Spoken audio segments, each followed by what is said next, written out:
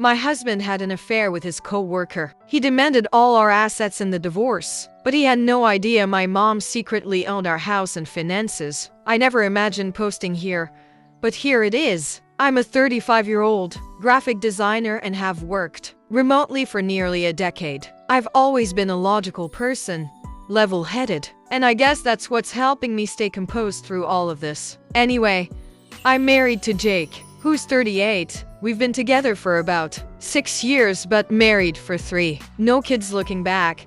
That's probably a blessing. Jake hasn't worked much since we got married. He was in finance, but after we exchanged vows, he wanted to take a break and find himself. I didn't mind. I earned enough for both of us, and I assumed it wouldn't last forever. We had a house, a decent financial cushion, not luxurious, but enough to live comfortably. Jake spent most of his time at home, but lately, things started feeling off. I can't pinpoint exactly when, but he became distant. He stayed out longer when meeting friends or hitting the gym. He stopped being affectionate and got defensive when I asked what was wrong. At first, I thought it was stress or a rough patch, but over time, I couldn't shake the feeling something was up. And I was right. One evening, while Jake was in the shower, his phone vibrated. Out of reflex, I glanced at the screen. The message was from someone named Sarah. I didn't think much of it initially, but something about the wording felt wrong. "Can't wait for tomorrow, babe," it said. I clicked on it, and what I saw confirmed my worst fears. He'd been involved with Sarah, a co-worker, for months. The messages were explicit, full of plans that obviously didn't include me. I sat there frozen, staring at the phone. I couldn't believe it, but instead of anger or sadness, I just felt numb. Maybe it was shock, or maybe it was my rational side kicking in, but I knew I had to confront him while staying calm. When he stepped out of the bathroom, I handed him the phone and asked for an explanation. At first, he tried brushing it off, calling it harmless. But when I read some of the messages aloud, he realized lying was pointless. "I want a divorce," he said, without a hint of regret. No apology, no guilt, just a cold, detached statement. He admitted he'd been with Sarah for months and wasn't happy in our marriage anymore. He didn't bother to sugarcoat it. He was leaving me for her. But what really threw me was his next move. Without missing a beat, he started talking about splitting assets. He said he wanted half of everything, the condo, the savings, everything we'd built together. He even claimed he deserved it because he had given up his job to support mine. I couldn't believe the nerve. I stayed calm though. Maybe it's because I'd already emotionally detached by that point. Or maybe because deep down, I knew something he didn't. So, I agreed. I told him if he wanted a divorce, I wouldn't fight him for it. He could have half of what he thought I had. He looked stunned, probably expecting anger or some kind of breakdown. But I wasn't about to give him that satisfaction. What Jake didn't know, and what I didn't feel the need to tell him, was that almost all of our assets were in my mom's name. You see, my mother is a wise woman. Years ago, when I first started earning well, she advised me to keep all major assets under her name. She told me it would be a safety net in case anything went south, whether that be debts, lawsuits, or, as it turns out, a cheating husband. Back then,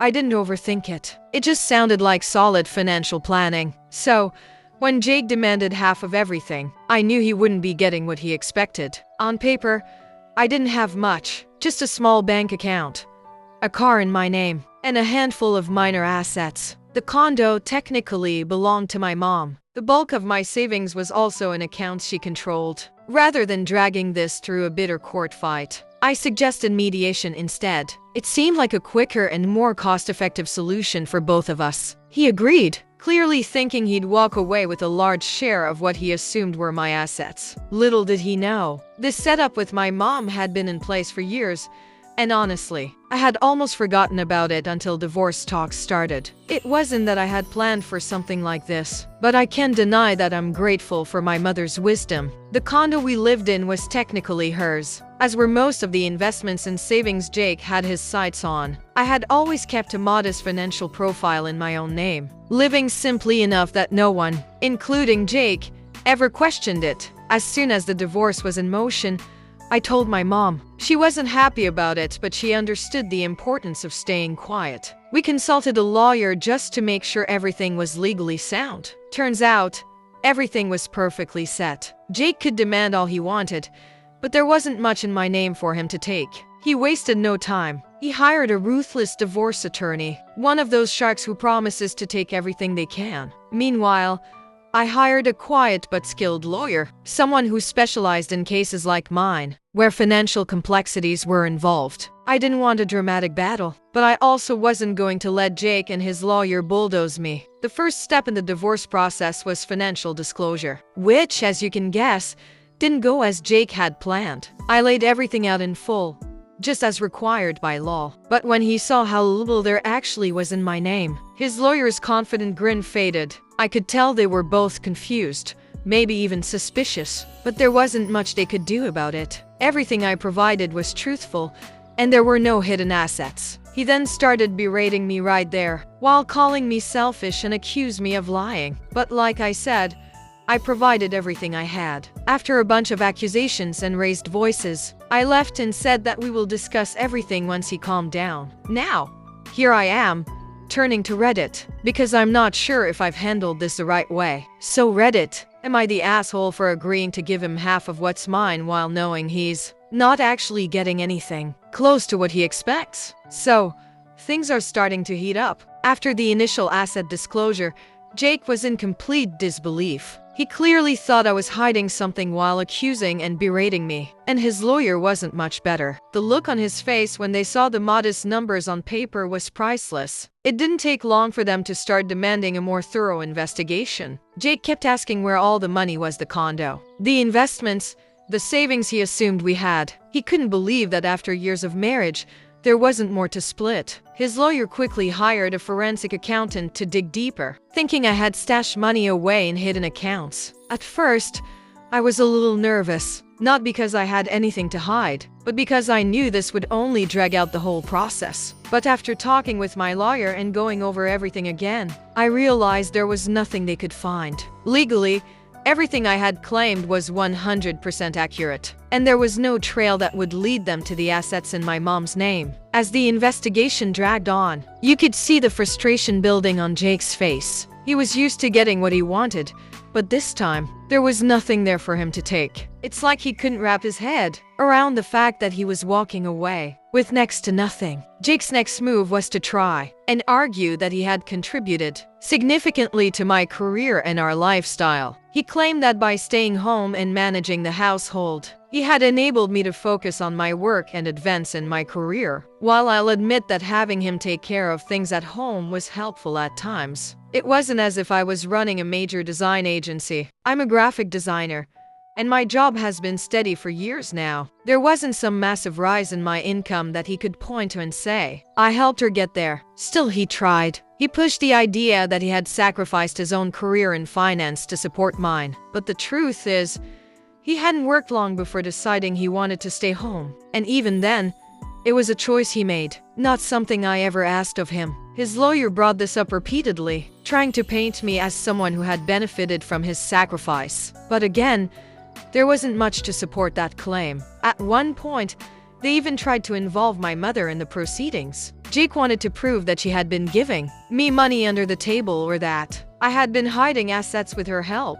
This part made me especially angry. My mother had nothing to do with this, and dragging her into it was a low blow. Fortunately, my lawyer was able to shut down those attempts quickly. But it was clear Jake was getting desperate. As the divorce proceedings dragged on, Jake decided to take things into his own hands. If he couldn't get what he wanted through the courts, he was going to try and ruin my reputation in other ways. He started telling everyone in our social circle that I had been hiding money from him, that I had been financially abusive throughout our marriage. I couldn't believe the lies he was spreading. I'd hear from mutual friends about how he was going on and on about how I was leaving him with nothing, how I manipulated him into thinking we had more than we did. He even took to social media, posting vague but pointed comments about narcissistic partners and betrayals. Some people sided with him, of course. There are always people who will take the side of the person who looks like they've been wronged. But most of our closer friends knew better. They knew I wasn't the type to do something like that.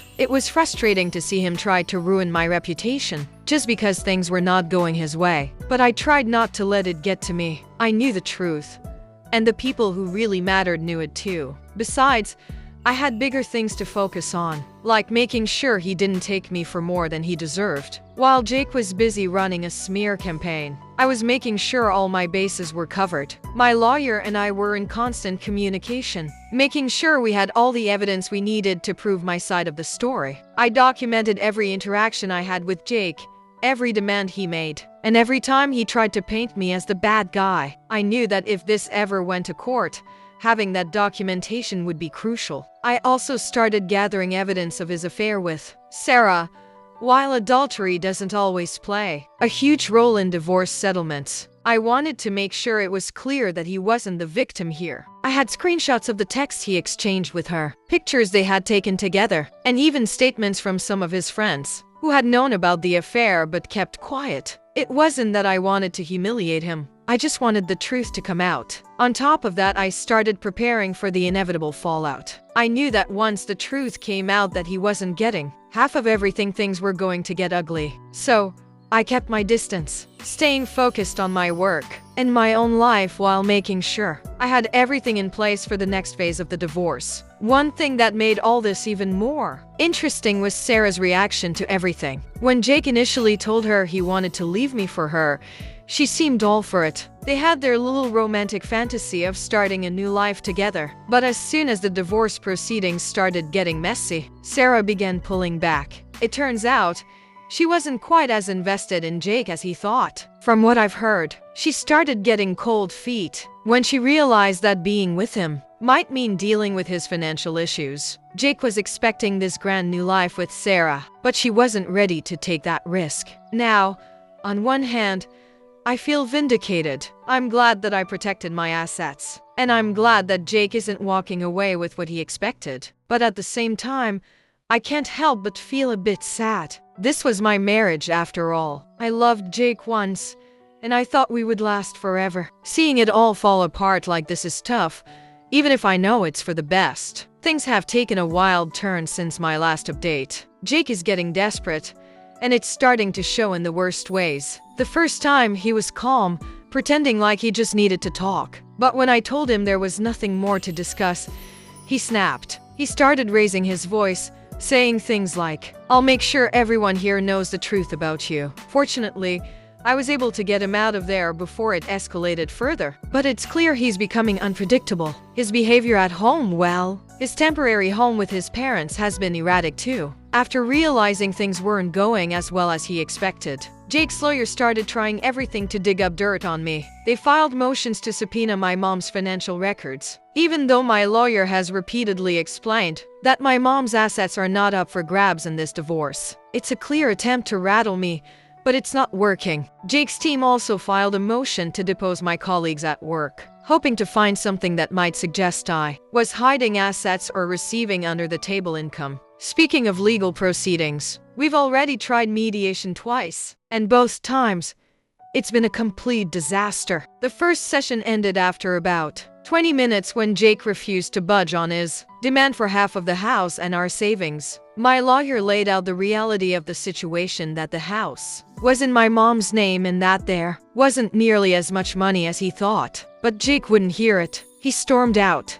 accusing me of lying and saying that the mediator was biased against him. I was trying to stay calm, but inside, I was fuming. He was the one who cheated. He was the one who wanted the divorce. And now he's acting like I'm the one ruining his life. It's unbelievable. After that session, it became clear that this divorce was heading for court, whether I liked it or not. On top of that, Jake's been borrowing money from his family and friends to cover his legal fees. He clearly didn't expect the divorce to drag on this long, and now he's running out of funds. Everything he thought he was going to get out of this divorce is slipping through his fingers. Through all of this, I've been doing my best to stay calm and handle things strategically. Every time Jake makes a new accusation or demand, I counter it with evidence. Every financial document they request, I provide, because I have nothing to hide. My lawyer has been great at making sure we're following the law to the letter, which is more than I can say for Jake's team. To say that tensions were high would be an understatement. Jake was the first to testify, and he came out swinging. He made it clear that he believed I had been hiding assets from him all along. He accused me of manipulating our finances, hiding money in secret accounts, and lying to him about how much we really had. He was emotional, painting himself as the victim who had been left with nothing after sacrificing his career to support mine. He was even sobbing on the stand at one point, talking about how he had given up everything for our marriage, only to be blindsided by my supposed financial deception. But by then, the damage was done. His credibility was shot, and it was clear that his financial demands were driven more by desperation than anything else. When it was my turn to testify, I made sure to stay calm and stick to the facts. My lawyer had prepped me well, and I knew that getting emotional or defensive wouldn't help my case. I explained how my assets had been structured in my mom's name for years, how I had provided full financial disclosures, and how I had nothing to hide. The judge seemed to appreciate my straightforwardness. I didn't try to vilify Jake, but I didn't sugarcoat the reality of what had happened either. A few key witnesses were called during the trial, and their testimonies helped seal the deal. First, my mom took the stand. She explained the financial arrangement we had put in place years ago, how the house was in her name, how the investments were under her control, and how Jake had never contributed to them. Then, a forensic accountant testified, confirming that there were no hidden sources of income, just a straightforward paycheck I had disclosed. These witnesses were crucial in proving that Jake's accusations were baseless. The judge could see that there was no grand conspiracy on my part, just a simple, transparent financial arrangement that Jake had never bothered to understand. After days of testimony and legal arguments, the judge finally delivered the verdict. It was a huge relief to hear the words, "Divorce would be granted in my favor." Jake's demands for half of everything were denied outright. The judge saw through his attempts to paint himself as a victim and ruled accordingly. As the decision was read out, I felt a massive weight lift off my shoulders. The months of stress, the constant accusations, the fear of losing everything, all of it melted away in that moment. I knew that legally, I was in the clear. Jake, on the other hand, didn't take the verdict well. As soon as the judge finished, he burst into tears, shouting that the system was unfair and that I had manipulated everything against him. It was a mess, but despite the chaos, it felt good to know that the truth had come out and that I could finally move on with my life. But Jake wasn't done. Outside the courthouse, he had a full-blown meltdown in front of a small crowd. He started screaming about how I had lied and manipulated the system, and how he was going to appeal the decision. The problem is, he doesn't have the money to do that. His lawyer made it clear during the proceedings that he was running out of funds. And from what I've heard, he's still borrowing from friends and family just to get by. This entire process has been exhausting, both emotionally and financially. But I'm ready to move on with my life. I've learned some valuable lessons from all of this, and I won't be making the same mistakes again. For now, I'm just focusing on getting on with my life and enjoying the peace that comes with having this chapter finally closed.